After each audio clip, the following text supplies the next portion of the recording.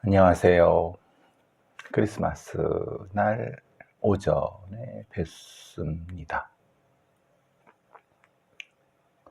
23일 날 매우 중요하고 상당히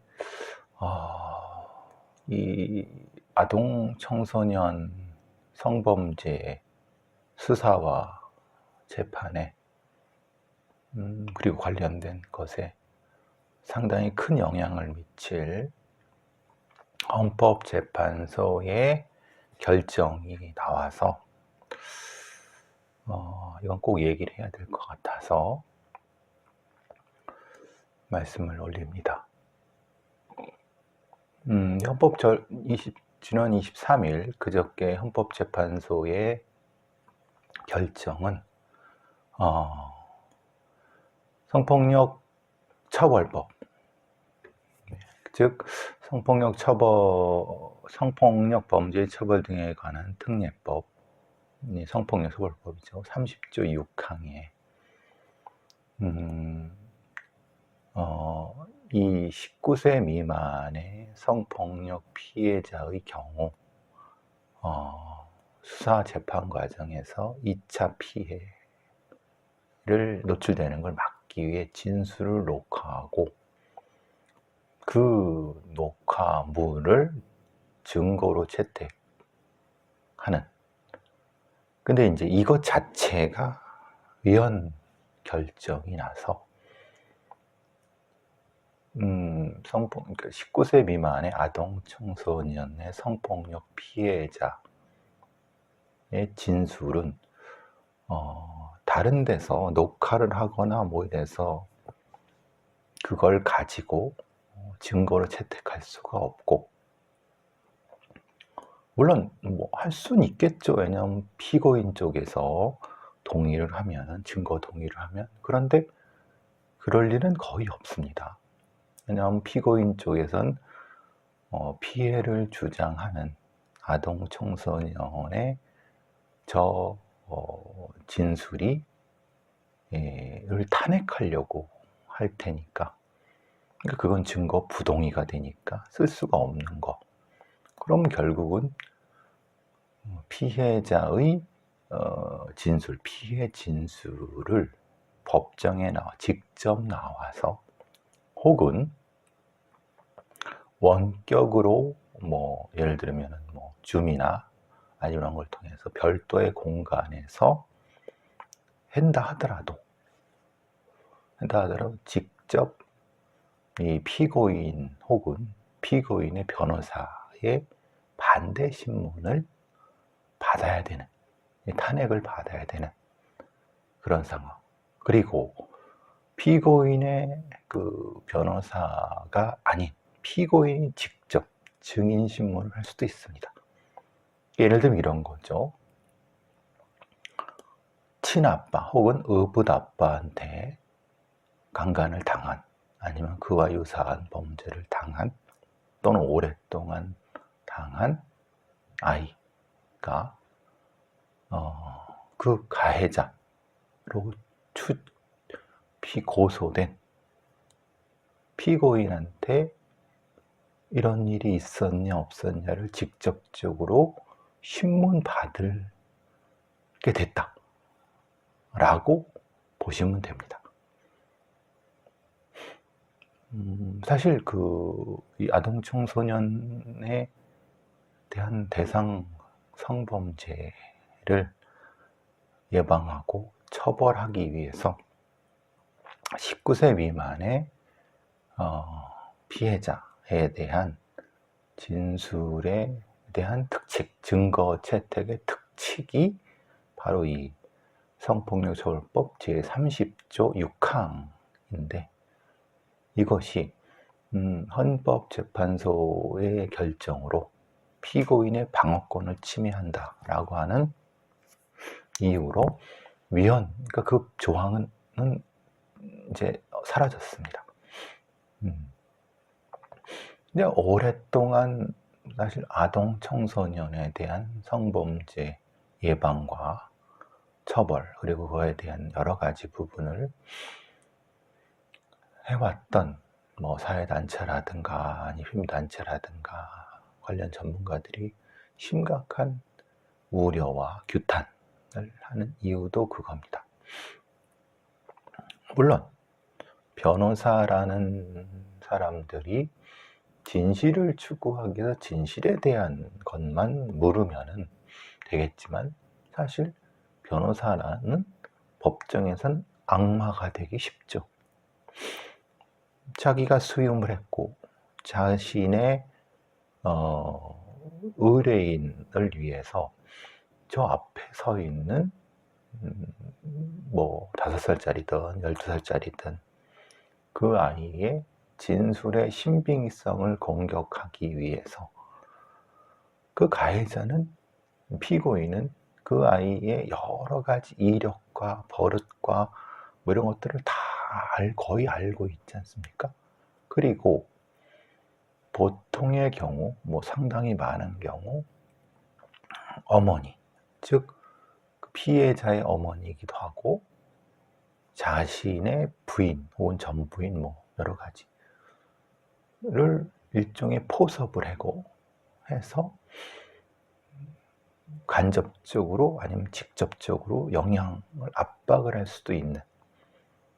그래서 실제로 이 법정에서 아이의 혹은 청소년의 그 신빙성을 뭉개버릴 수 있는, 그 뭉개는 방법은 여러 가지가 있습니다. 뭐 버릇이라든가 과거의 이력이라든가 그게 현실적인데 그거에 대한 고려도 없이 피고인의 방어권을 침해한다는 이유로 이 조항을 위헌 결정을 해버리면 앞으로 아동 청소년의 성범죄 피해에 대한 수사 재판을 어떻게 해야 될 것인가에 대한 심각한 고민에 빠진다는 거죠. 물론 아주 정교하게 우리의 그 수사기관이 또는 기소기관이 그것을 정확히 이 피해자의 진술이 아닌 다른 증거를 찾기 위한 기법과 혹은 그런 시간과 노력과 전문성을 발휘한다고 하면 혹시 모르지만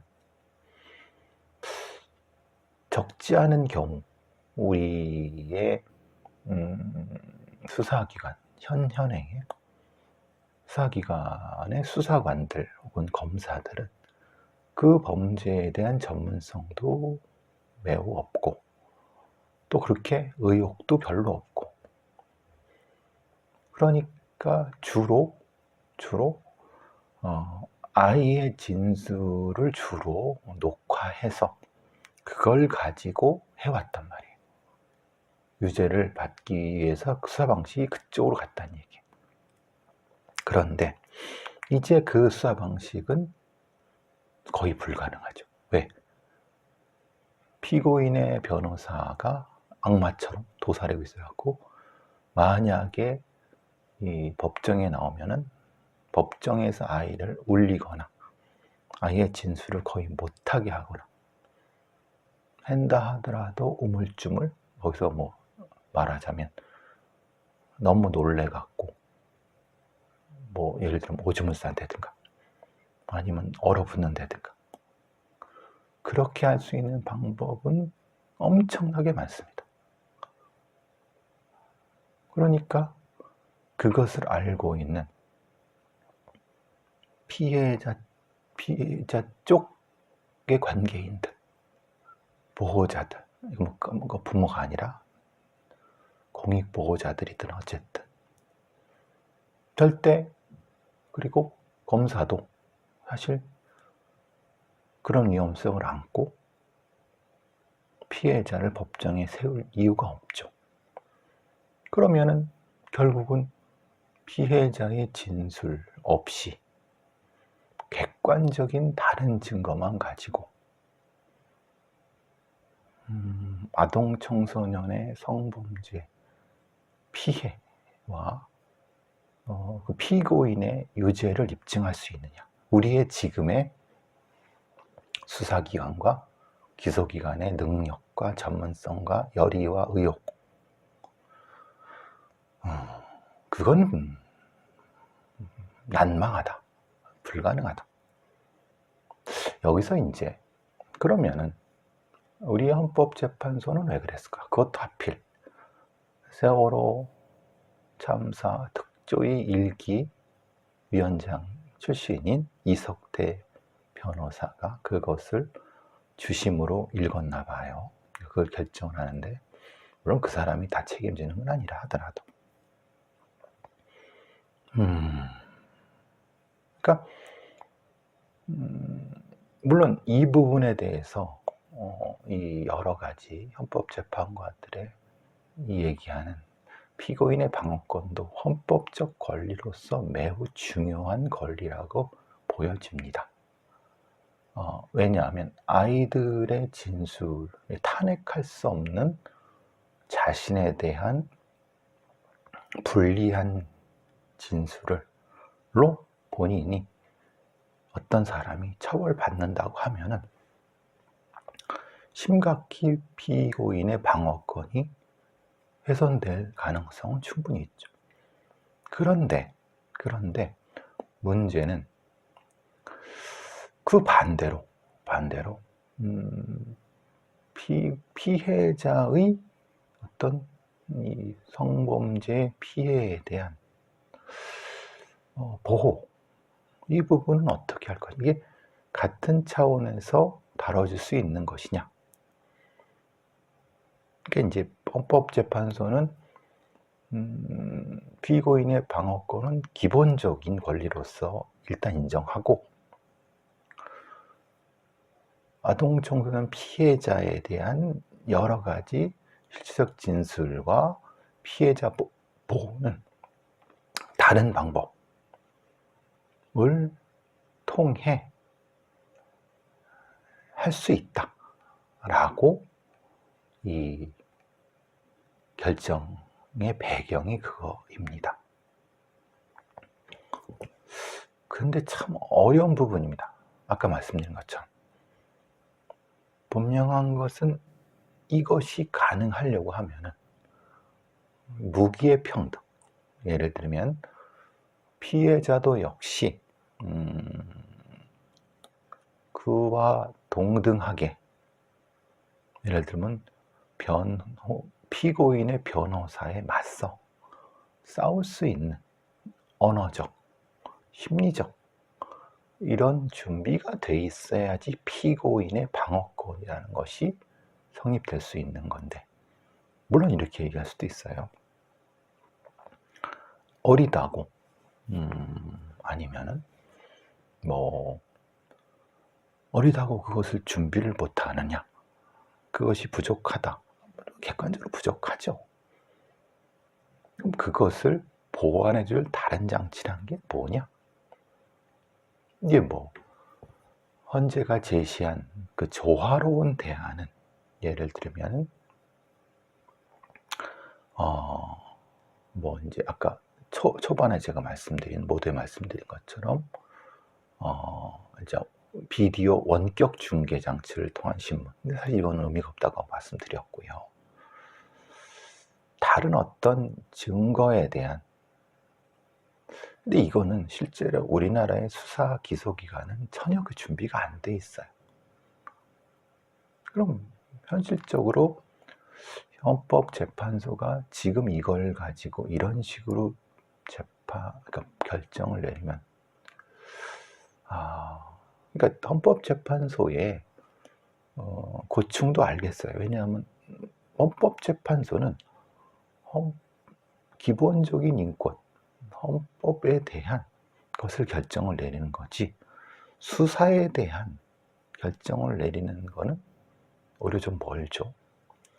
그러면은 피고인의 인권은 누가 보호해 주느냐? 근데 그것은 기본적으로 국가가 당연히 해야 되는 거다. 즉 피해자의 어린 아동 청소년 피해자의 인권, 그러니까 이 2차 가해 혹은 여러 가지 수사 과정에서 아니면 법정에서의 어떤 인권 침해, 그러니까 피해자 인권 침해에 대한 방법은 국가가 따로 마련해야 된다 라고 하는 것이 헌법재판소의 어떻게 보면 결정의 배경이죠. 근데 사실 유엔의 범죄 피해 아동 및 목격 아동에 대한 관련된 사건의 사법 지침이라는 거에는 분명히 이것이 두 피해자와 피고인의 어떤 것이 권리가 양립될 수 있는 것이 맞다. 그런데 문제는 그 전제는 그 아이가 법정에서 신문 받는 그 공간에서 2차 가해 혹은 심적 압박을 느끼지 않게끔 해야 되는. 그래서 이제 보통 영국이나 미국 영미법 국가에서는 강간 피해자 보호 법률, 레이프 실드 로라는 걸 통해서 직접적으로 피고인 혹은 피고인의 변호사가 피해자의 여러 가지 이 행동 관련된 것을 거론하면서 공격하는 것을 금지하는 법률을 별도로 마련을 했어요. 근데 우리는 그게 있느냐? 근데 우리는 광범위하게 증인이든 피해자든에 대한 이 공격을 아주 광범위하게 열어주고 있어요. 특히 미국은 더 그렇고 한국도 다르지 않아요. 제가 말씀드린 적이 있었죠. 제가 어떤 형사재판에 전문가 증인으로 나갔는데, 근데 저에게 그 특정한 형사사건에 대한 내용에 대한 질문은 한 3분의 1 정도밖에 안 됐어요. 그것도 후반에. 대뜸 처음에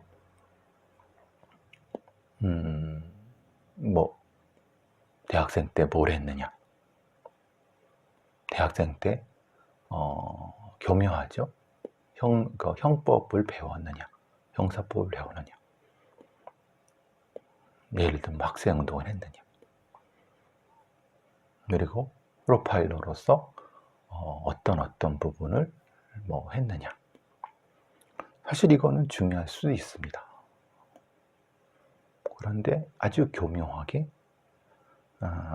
마치 피고인의 어떤 정치적 성향과 연결된 것을 교묘하게 이렇게 겹쳐갖고 이미지를 겹쳐서 신뢰성을 떨어뜨리는 그런 방식. 근데 그렇게 될 가능성이 높습니다. 그러니까 직접 피해자 보호법니까? 구체적으로 어떻게 변호사가 그 부분에 대해서 묻지 않아야 된다라고 하지만 그것도 역시 피고인의 방어권에 들어간다고 얘기를 해버리면 사실 강간 피해자 보호 법률이라는 것도 이것도 역시 위헌 판결을 받을 수가 있는 거죠. 우리나라에서. 이런 상황이라고 하면은 즉 인신공격성, 모독성 질문을 피해자에 대한 어떻게 그 판사가 제지해야 되는 구체적인 법적인 것이 없는 한, 우리나라는 법정에서는 기본적으로 판사가 알아서 다 합니다. 그러니까 판사가 그게 필요하다고 하거나 하면 그대로 하는 거예요. 이걸 어떻게 할 것이냐? 전혀 대안이 없어요. 지금의 우리의 성범죄 혹은 형사사법 시스템에서는 그러니까 그런 상태를 알면서도 헌법재판소가 피해 아이들, 적게는 5살일 수도 있고 많게는 18살일 수도 있고 그렇습니다. 그 아이들은 오랫동안 지속적으로 강간, 성범죄 피해를 받아서 서브오디네이트, 그루밍 상태일 수도 있어요. 세뇌된 상태일 수도 있어요. 그리고 그들이 살다가 가출을 했을 수도 있고 다양한 청소년 일탈의 전과가 그 기록이 있을 수도 있어요. 그런 약점들을 직접 노회한 변호사의 질문을 혼자 방어낼 수 있느냐, 그리고 그것을 적극적으로 검사 혹은 얘들이 방어해 줄 수 있느냐, 못한다는 거죠. 할 이유도 없고. 그러면은 이런 경우는 어떠냐? 그 진술 신문을 봤는데 피해자 관계인이 예를 들면 심리 전문가라든가 아니면 이런 사람들이 그 옆에 앉아서 또 이렇게 얘기하면은, 이렇게 하면은 또 피고인의 방어권을 제한한다. 이른바 증인의 아니면 피고인의 심리를 조작한다. 이런 식으로 공격을 받을 수가 있거든요. 오히려 법적 모독이 될 수도 있고. 그럼 이렇게 될 경우 애초에 다른 형태의 아이들의 진술 자체를, 피해 진술을 듣지 않고 검사에 묘사된 것만으로 피고인을 재판할 수 있느냐, 증거만 가지고. 심각한 고민이죠. 이건 분명히 오늘부터 아니면 불과 월요일부터 직접 재판에 바로 적용이 됩니다. 만약에 내일 모레 27일 날 어떤 아동 성폭력에 대한 재판이 있는데 이미 다 작성해 놓은 아이들의 진술 녹화는 의미가 없어요. 아이들이 직접 나와야 돼요. 그럼 포기한다, 진술 안 한다 라고 하면 피고인은 무죄를 받거나 아니면 증거불충분이 되겠죠. 이 경우를 어떻게 할 것인가에 대한 헌법재판관들의 생각은 어떤가?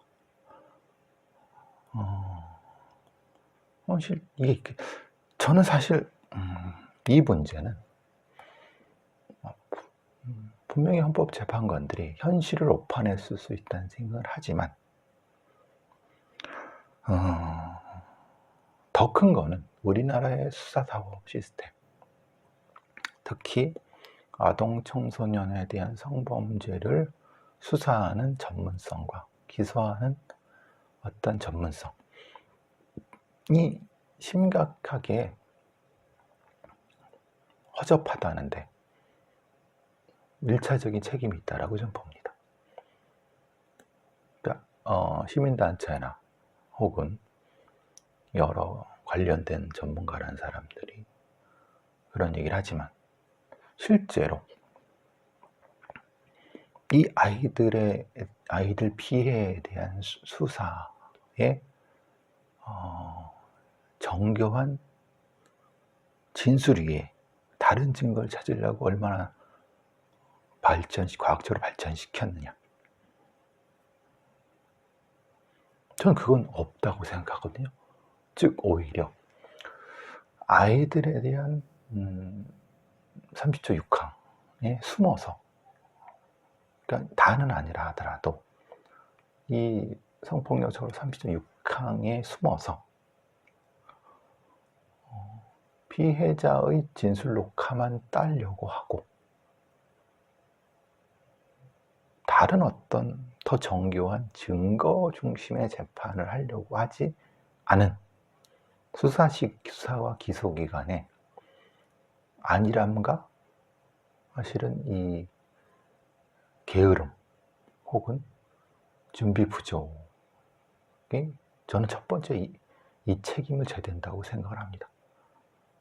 또한 포괄적으로는 헌법재판소의 재판관들의 현실에 대한 오판도 여기 한몫하고 27일부터 난장판이 될 거라고 생각합니다. 지금 관련돼서 이런 얘기가 나왔어요. 이거 아주 우연하게도 베이비 뉴스라고 하는데 인정받지 못한 아동의 증언이라고 하는 김희진 변호사라고 하는 사람이 인터뷰를 했어요. 형사소송법 146조 법원은 법률에 다른 규정이 없으면 누구든지 증인으로 신문할 수 있고 아동의 증언도 인정돼야 된다 라고 돼 있는 거죠. 그러니까 우리가 아동의 증언을 어떻게 법원이나 아니면 수사기관에서 기록할 것인가에 대한 것을 얘기하지 않고 밝히지 않은 상태에서 저는 이것이 연동이 돼 있다가 밀접하게 관련돼 있다고 보는 거죠. 즉 김희진 변호사의 얘기도 아이의 진술이 의심스러워도 그런데 진술을 받아들이지 않고 있다, 법정에서. 즉 아이가 아동학대 피해를 호소하는데 아무도 듣지 않고, 그러니까 아이들이 얘기하는 피해라고 하는 것은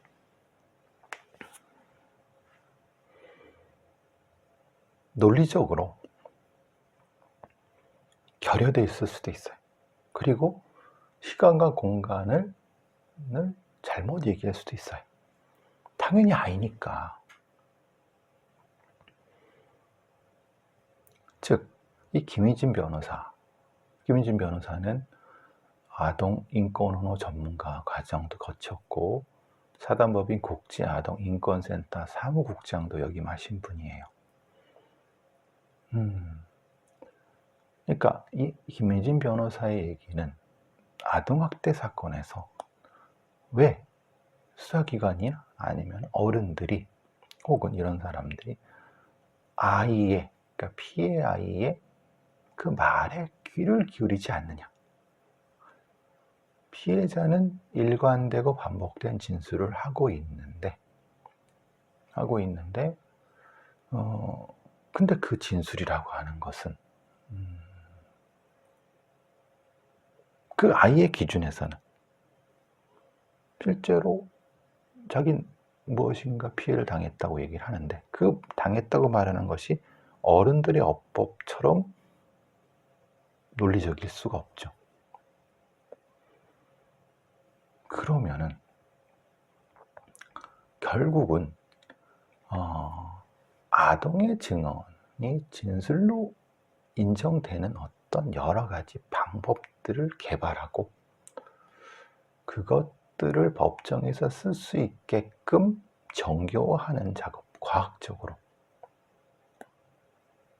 그게 지금 없었다는 거예요.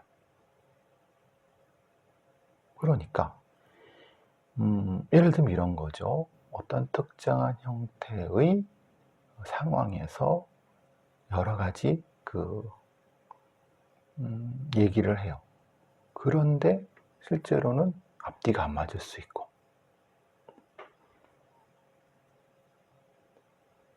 비논리적일 수도 있고, 굉장히 말을 안 하려고 하다가 갑자기 할 수도 있고. 그러니까 학대를 당한 아이들의 반응은 상황에 따라 다르고, 진술 자체를 거부할 수도 있고. 그러면은, 그리고 피해 관계인 또는 피해자를 도와주는 어떤 그 사람 앞에서 얘기할 때의 어떤 행동의 변화, 이런 것들을 객관적으로 검증할 수 있는 이런 형태의 것이 개발되지 않았으니까, 실제로 이제 김희진 변호사도 여러 가지 아동학대 피해자한테 진술을 하는 것 자체가 여러 가지 2차 피해가 될 수도 있다. 근데 사실 요거는 이 헌법재판소의 결정이 나오기, 어떻게 보면 나오기 전에 사실 인터뷰를 한 거죠. 물론 이것은 기사화된 건 결정이 나온 후지만, 이 인터뷰는 아마 바로 전이었을 거예요. 23일 이전이죠. 다시 말씀드리지만 지금 중요한 거는 아동이 학대당하고 성범죄를 당하고 그런 상황 하에서, 학대 피해자든 성범죄 피해자든 어떤 것이든 그 아이들의 말이 아니라 말을 포함해서 행동, 제가 중랑구에 지난주에 강연을 갔다고 말씀드렸잖아요. 그때 나타나는 아이의 행동 변화가 실제로 이건 학대에 노출된 아이의 행동 변화고 그 언어적인 어떤 것이다라는 것을 충분히 연구하고 과학적으로 재현 가능하게끔 했어야지 되는 거예요. 수사기관 혹은 수사기관과 연동된 프로파일러들이라든가 아니면 행동 분석가들이 그걸 안 했으니까 아이들이 논리적이지 않고 연결이 안 되고, 그러니까 그건 똑같은 거죠. 즉 성범죄 피해를 받은 아이들의 행동을 객관적으로 관찰해서 그것을 통해서 말이 아니라 데이터를 축적해 놨다고 하면 그 아이한테 굳이 법정에서 피고인 변호사와 피고인 공격을 받을 이유를 만들 필요가 없죠. 사실은 저는 그것을 계속 주장하고 싶어요. 이 김희진 변호사, 학대 피해를 받은 아이들의 말에 주목하라. 저는 김희진 변호사의 말씀도 중요하지만 말에만 핵심을 놓으면 안 된다. 즉 말과 비언어적 행동을 데이터를 축적해서 그걸 통해서 누구도 부인할 수 없는 학대 아동의 행동 패턴을 만들어내고, 그걸 통해서 그게 AI가 되든 통해서 그들의 피해 진술을 안 듣고도 할 수 있을까지 되면은 자연스럽게 진술 녹화에 의한 피고인의 방어권 침해라는 논란도 줄어들 수 있다. 왜? 아이들을 굳이 법정에 세울 필요가 없으니까. 이런 연결적인 사고를 하는 전문가들이 드물고 거의 없고, 대안도 제시 못하고, 오히려 이것은 수사기관 혹은 기소기관에서 심각히 고민해 봐야 될 상황이다 라고 저는 생각을 합니다. 근데 너무 근대적인 사법체계에 갇혀있는 법률가들이 자신들의 권위, 이해관계의 중심이 돼서 전근대적인 재판만을 하려고 하는, 그러니까 성인 가해자, 성인 피해자 이런 중심으로 하려고 하니까, 근데 그런 범죄도 있지만 아동을 청소년을 대상으로 한 자신의 피해를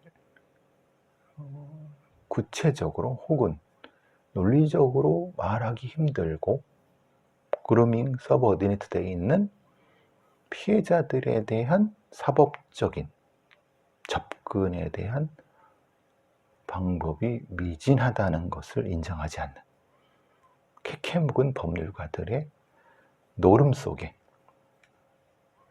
빠져 있다.